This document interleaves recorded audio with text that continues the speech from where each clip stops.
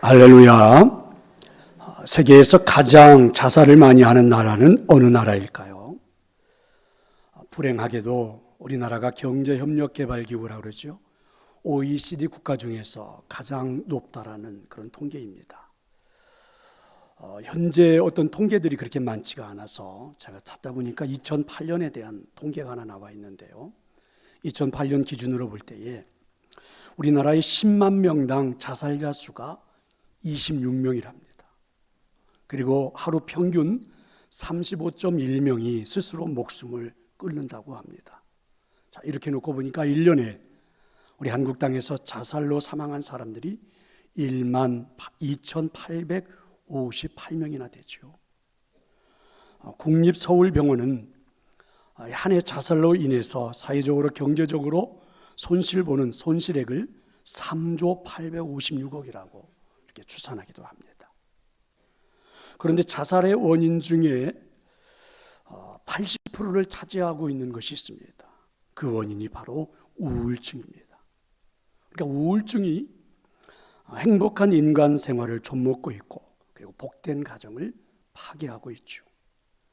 세계보건기구에 의하면 해마다 질병에 걸리는 사람들 대부분 그 사람들의 한 27%는 이 우울증으로부터 모든 질병이 시작이 된다. 이렇게 통계가 나와 있습니다. 현재는 우울증으로 인해서 사망하는 사람들이 심장병으로 사망하는 사람보다도 더 많지 않나 이렇게 전망하기도 하죠. 보건사회연구원 남정자 씨 서울의대 조맹재 교수가 연구에서 발표한 결과에 따르면 우리나라 사람들 중에서 그러니까 경증 이상이지만 가벼운 우울증이지만 우울증 발병률이 25.4%라는 거죠. 그럼 4명 중에 1명은 지금 우울증을 앓고 있다는 이야기입니다. 미국, 일본 사람들이 10%라고 하면 굉장히 높은 비율이죠. 그런데 더 문제가 있습니다. 지금 한국 사회에는 청소년들이 겪고 있는 우울증입니다. 청소년들의 우울증은 성인들보다 훨씬 높습니다. 34.5%나 된다고 그러죠.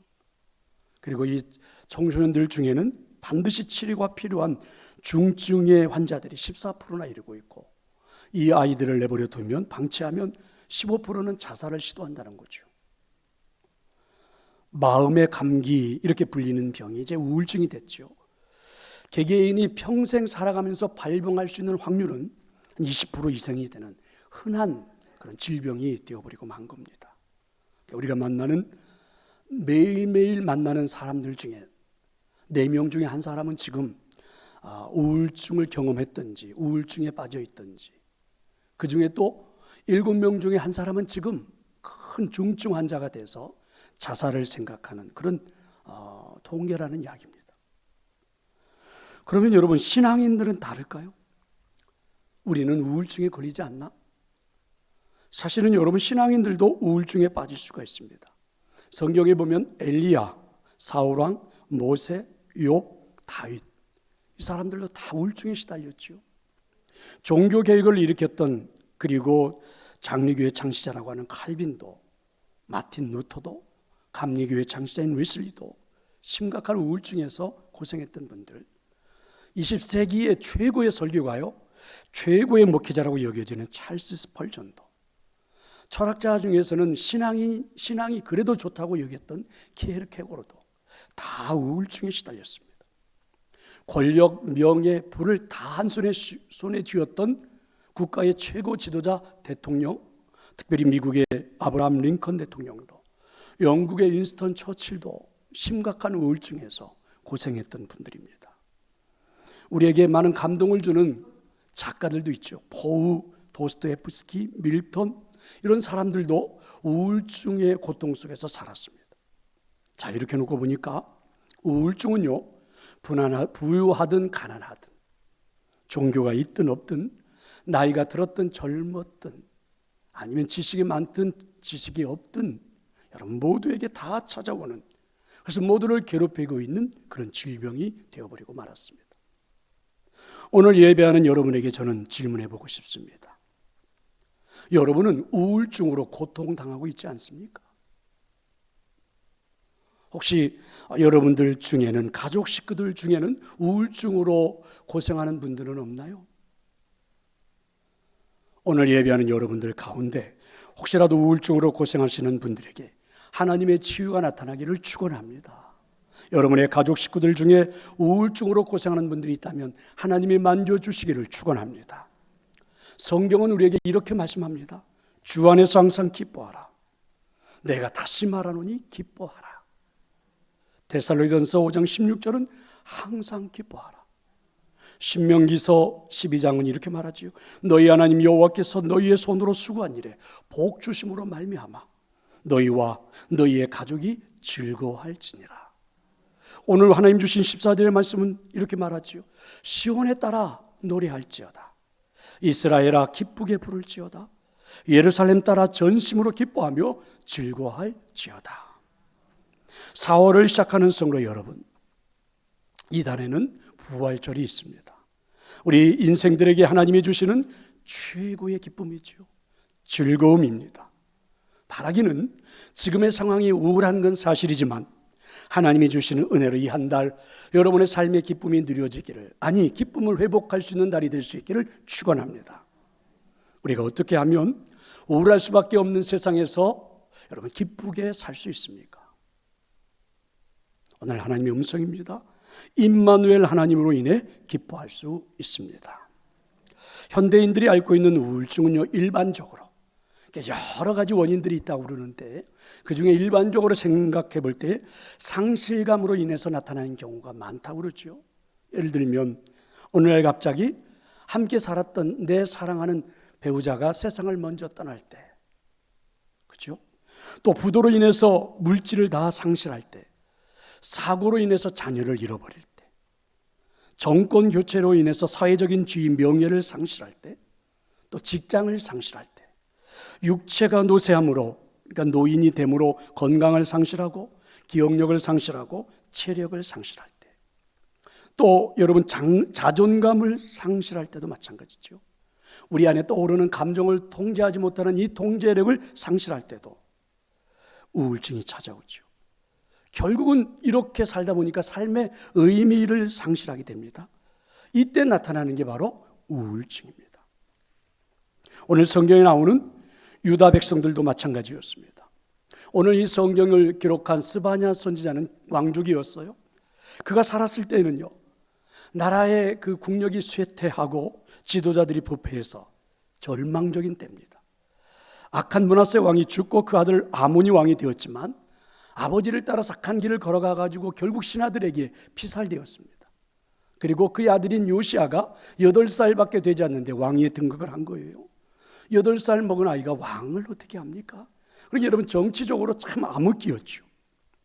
요시아가 즉위하는 그 초기까지 남유다는요, 아수르라는 나라의 거의 속국으로 비유를 맞출 수밖에 없습니다. 그래서 매년마다 많은 조공을 바치고 심지어는 아수르 사람들이 섬기고 있는 우상을 데려와 가지고 우상을 숭배하는 종교적으로도 암흑기였습니다. 8살밖에 되지 않은 왕이지만 이 요시아가 왕이 되어 가지고 성장해 가면서 그래도 조금씩은 나라를 회복해 가는, 특별히 이제 아수르 제국이 속국으로 삼았던 나라들이 반란을 일으키면서 아수르라는 나라는 고심을 하게 됐죠. 다 다스릴 수가 없게 됐죠. 이런 여러 가지를 틈타 가지고 남쪽 유다까지는 신경을 쓸 수 없는 그런 것들을 틈타서 요시아 왕이 정치 개혁을 이루었습니다. 그리고 어느 정도 나라를 회복할 수 있는 기미도 보였지요. 이러다가는 나라가 회복할 수도 있겠다, 자, 이렇게 생각하던 시기죠. 그런데 종교적으로는 어떻습니까? 오늘 본문에 보니까 스바냐 선지자가 외치기 시작했습니다. 어느 정도 정치적으로 나라가 회복되는 줄 알았는데 머지않아 여호와의 날이 임할 것이라는 거죠. 여호와의 심판이 임할 것이라는, 하나님의 심판이 임할 것이라는 겁니다. 그러면 우리가 쌓아놓은 부도, 명예도, 권력도, 사회적인 기반도 다 상실할 때가 온다. 이 말을 들은 사람들이 얼마나 낙심이 되고 우울했을까. 아수르라는 나라로부터 좀 벗어나서 우리나라가 좀 괜찮아지는가 했더니 여러분, 이 스바냐 선지자는 외치죠. 그보다 더한 바벨론에 의해서 우리는 완전히 전쟁에서 멸망하고 나라가 사라져버리게 될 거다, 이렇게 선포하는 겁니다. 이와 같은 경고를 들은 이스라엘 백성들은 저마다 깊은 두려움에 빠지죠. 의기소침에 빠졌습니다. 온 나라가 우울해졌습니다. 기운이 쫙 빠지고 맥이 풀렸죠. 희망이 없고 그리고 웃음이 사라져버렸습니다. 생각해보면 여러분, 내일 나의 사업이 부도난다. 2달 후에 내가 죽는다. 그리고 내가 이제까지 가지고 있었던 모든 것들을 다 놓고 나는 떠나야 한다. 나의 가족이 해체될 것이다. 전쟁으로 나라가 망할 것이다. 여러분, 이런 암담한 소식을 듣고 웃음이 나올 수 있을까? 그래도 여러분 웃을 수 있을까? 그런데 이와 같은 상황 속에 있는 백성들 가운데, 자, 이제 오늘 스바냐 선지자가 외치는 말씀 속에 보면 13절에 보면 이스라엘의 남은 자, 14절에 보면 시온의 딸에게, 하나님은 스바냐 선지자를 통해서 이 사람들에게 말씀하기 시작했습니다. 15절에 보니까 화를 당할까 두려워하지 말라. 16절에 보니까 손을 늘어뜨리지 말라.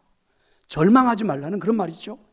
한마디로 우울해하지 말라는 겁니다. 오히려 한 발 더 나아가서 노래를 하래요.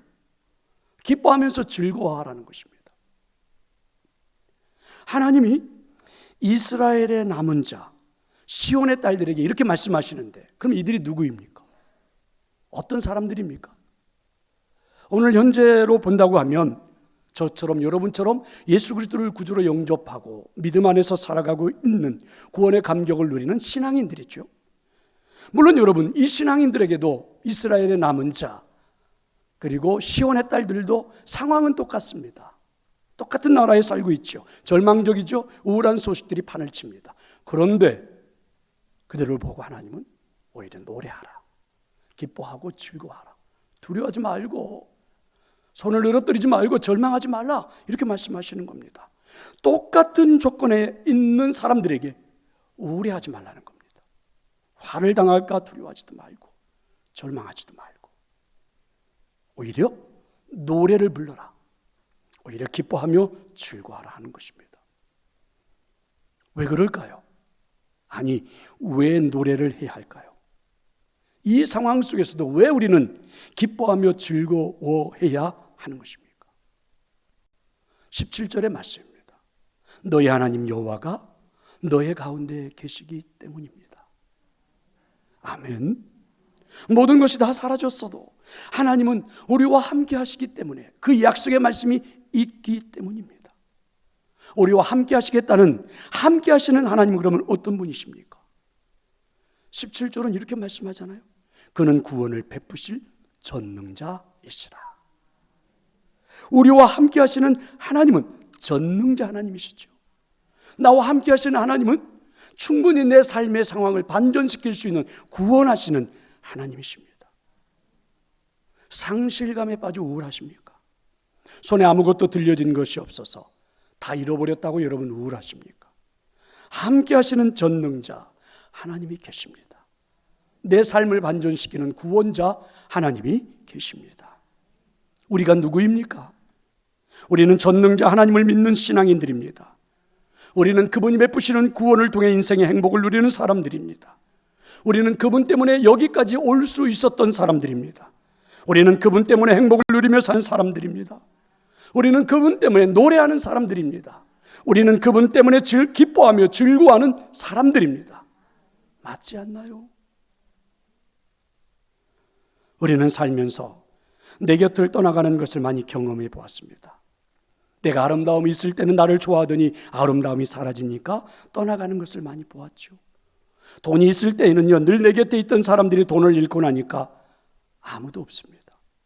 권력이 있을 때는요, 문지방이 닳도록 드나들던 사람들이 권력을 잃고 나니까 찾아주는 사람이 하나도 없습니다. 능력이 있을 때는 다 나를 필요로 한다고 이렇게 말하더니 능력이 상실되고 나니까 나보고 은퇴를 하라는 것입니다. 이것이 세상의 인심이죠. 그래서 때때로 우리는 우울하기도 했지요. 허탈한 마음을 갖게 된 것도 사실입니다. 조금은 답답한 마음을 호소한 것도 사실이죠. 그런데 지금 뒤돌아보면 이내 우리는요, 회복하면서 살았고 그리고 여기까지 왔습니다. 왜 그렇습니까? 어떻게 여기까지 왔습니까? 하나님이 함께 하셨기 때문입니다. 하나님의 약속, 너의 가운데 계시겠노라, 이 약속을 믿고 살아왔기 때문입니다. 예배하는 여러분, 흔들리지 않기를 축원합니다. 오늘 이 말씀을 다시 한번 붙잡을 수 있기를 축원합니다. 여러분, 이렇게 찬양하고 노래할 수 있나요? 여러분, 이런 찬양을 불러볼 수 있습니까? 하나님이 한 번도 나를 실망시킨 적이 없다. 언제나 공평과 은혜로 나를 지켜주셨다.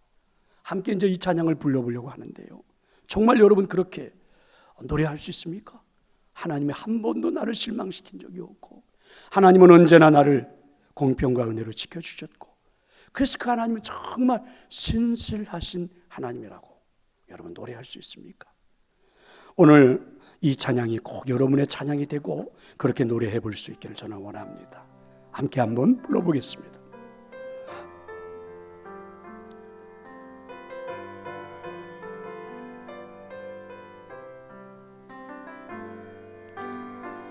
하나님 한 번도 나를 실망시킨 적 없으시고, 언제나 공평과 은혜로 나를 지키셨네. 오 신실하신 주, 오 신실하신 주, 오 신실하신 주, 내 너를 떠나지도 않으리라, 내 너를 버리지도 않으리라, 약속하셨던 주님, 그 약속을 지키사 이후로도 영원토록 나를 지키시리라 확신하네. 오늘 이 찬양이 여러분의 찬양이 되기를 축원합니다. 그렇게 노래하며 살아갈 수 있기를 축원합니다. 하나님은 우리와 함께 하십니다. 우리의 임마누엘 되시는 하나님이십니다. 요셉을 보십시오. 형들로부터 상인들에게 노예로 팔렸지요. 피를 나눈 형제들, 아버지를 함께 두고 섬기는 형제들입니다. 있을 수 없는 일이죠. 그런데 여러분, 현실은요, 형제들도 나를 버리죠. 현실은 여러분, 나의 사랑했던 그 가족 식구들마저도 나를 버릴 수 있습니다. 그런데 하나님은 떠나지 않습니다. 하나님은 요셉을 구원해 주셨습니다. 보디발의 집에 가서 성실하게 근무했지요. 주인이 부자가 되도록 열심히 일했습니다. 하지만 억울하게 감옥에 갇혔습니다. 이용만 해먹고 버림을 받은 거죠. 그런데 우리 하나님은 떠나지 않았습니다. 갇혀있는 감옥에까지도 함께 하셨습니다. 물론 우리 생각은요, 감옥에 가지 않도록 하는 것, 버림받지 않도록 하는 것, 형제들이 버리지도 못하도록 하는 것을 기대했을지는 모르겠죠. 그런데 여러분, 하나님의 생각은 다르시더라고요. 삶에서 더 큰 축복의 세계로 어쩌면 우리를 이끌고 싶어 하시죠. 상실감으로 우울할 수밖에 없는 요셉에게 하나님은 오히려 노래하게 만드셨고, 그리고 웃을 수 있도록 함께 해주셨습니다. 그래서 요셉의 별명은 형통한 자입니다. 창세기 39장 2절이죠. 여호와께서 요셉과 함께 하심으로 그가 형통한 자가 되어 그 주인 애굽 사람의 집에 있으니. 23절이죠. 여호와께서 요셉과 함께 하심이라 여호와께서 그의 범사에 형통케 하셨더라. 놀라운 일이 일어난 것입니다. 성도 여러분, 상실로 인하여 슬프고 기분이 울적하십니까? 모든 것들을 잃어버려 앞날에 희망이 없다고 느껴지십니까? 이제는 아무것도 남지 않은 무가치한 실패자라고 생각이 되십니까? 가진 것이 없어 다른 사람에 비해 열등하고 뭔가 내 인생에 잘못되어져 있다고 느껴지십니까? 매사에 부족한 자신을 비판하고 자책하면서 살아가십니까? 가진 것이 없어서 아무것도 시도할 수 없는 자신을 보며 그저 모든 것이 귀찮고 쉽게 화가 나고, 그래서 오늘도 짜증을 내십니까? 진로, 취미, 가족, 친구를 잃어버리셨나요? 건강을 상실하고 늘 염려되고 이렇게 살 바에야 차라리 죽는 게 낫다고 여러분 생각하십니까? 그래서 늘 우울하게 살고 있습니까? 고아처럼 버려져서 나는 혼자라고 생각하면서 오늘도 고독함 속에 살고 있습니까? 끝없는 패배로 패배의식 속에 지금도 여러분 절망하고 있습니까? 전능자 하나님이 말씀하십니다. 구원을 베푸시는 하나님이 오늘 우리에게 말씀하십니다. 너는 두려워하지 말라. 내가 너를 구속하였고 너를 지명하여 불렀나니 너는 내 것이라. 네가 물 가운데로 지날 때에도 내가 너와 함께 할 것이라. 강을 건널 때에 물이 너를 침몰하지 못할 것이며 네가 불 가운데로 지날 때에 타지도 아니할 것이고 불꽃이 너를 사르지도 못하리라. 믿으시기를 축원합니다. 예수님의 옷자락이라도 만지면 내 병이 나을 것이라고 생각하는 12년 동안이나 하혈병을 앓았던 여인, 여러분 그 여인처럼 여러분의 늘어뜨려진 그 손으로 예수님의 옷자락이라도 만질 수 있기를 축원합니다. 저는 약속합니다. 문제가 해결될 것입니다. 반드시 여러분도 노래하게 될 것입니다. 반드시 여러분도 기뻐하게 될 것입니다. 우리가 어떻게 하면 우울할 수밖에 없는 이 세상에서 기쁘게 살 수 있을까요? 자신을 사랑함으로 인해 기뻐할 수 있습니다. 사람들이 왜 우울해합니까? 왜 우울증에 걸립니까? 심리적인 원인도 있고 사회적인 원인도 있고 유전적인 원인, 생물학적인 원인, 여러 가지 원인들이 있을 수 있겠죠. 특별히 여러분 생물학적인 원인, 의학적인 원인 때문에 우리는 의사들의 처방을 받기도 하고 또 약을 복용하기도 하죠. 필요한 일들이겠습니다. 그런데 여러분 우리에게 찾아오는 이 우울함은요 생물학적이고 의학적인 요인만이 아니더라고요. 부정적인 나의 인식 때문에 우울해질 수 있다는 말이죠. 내 기질 자체가 우울해지는 거죠. 자기 자신에 대해서 늘 부정적으로 생각하는 겁니다. 비관적인 인지 구조를 가지고 있기 때문에 우울해지는 거죠. 자신을 비하하기 때문에. 여러분 그 US 투데이에 소개된 미국 근로자들의 우울증 중에서 가장 큰 원인이 무엇인지 아십니까? 자기 비하입니다. 내 인생은 다 끝났어. 나에 대해서 아무도 관심을 가져주지 않아. 나는 누구로부터도 사랑을 받을 수 없어. 나는 별 볼 일 없는 존재야. 나 같은 것이 무엇을 할 수 있다고. 교회에 나가도 누구 하나 나에게 관심을 주지 않아. 이런 식으로 여러분 자기 자신을 비하하면서 우울해하는 거죠. 자기 비하의 사고 그물망 안에서 벗어나지를 못하는 거예요. 그래서 인생을 그렇게 늘 우울하게 살아가는 원인이 가장 많다는 겁니다. 신문에 이런 사설을 한 기자가 실어 놓았더라고요. 한국 사회 제정신으로 살기 힘들다. 여러분 이런 제목의 기사를 볼 때 어떤 생각이 듭니까? 우울해지지 않나요?